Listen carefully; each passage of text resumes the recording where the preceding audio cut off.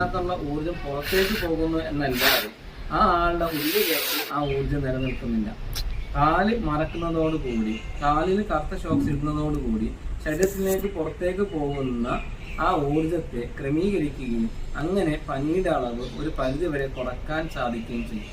രണ്ടാമത്, തുണി നനച്ച് പൊക്കിളിന്റെ മേലിലും നെറ്റിയിലും ഇടാൻ നമ്മൾ രോഗികളോട് അക്യുപഞ്ചർ ട്രീറ്റ്മെന്റിന് ശേഷം പറയാറുണ്ട്. ഇത് ചെയ്യുന്നതുകൊണ്ട് എന്താണ് ഗുണം എന്ന് ചോദിച്ചു കഴിഞ്ഞാൽ, നമുക്കറിയാം താപനില ശരീരത്തിൽ നിലനിർത്തുന്നതിൽ പ്രധാന പങ്ക് വഹിക്കുന്ന ഒന്നാണ് തലയുടെ അഭാഗവും പൊക്കിളിന്റെ അഭാഗവും. ഈ രണ്ട് ഭാഗത്തും തുണി നനച്ചിടുന്നത് കൊണ്ട് തന്നെ ശരീരത്തിന്റെ ഊഷ്മാവ് ഗണ്യമായി കുറയുകയും ആ ആൾക്ക് ആശ്വാസം കിട്ടുകയും ചെയ്യും.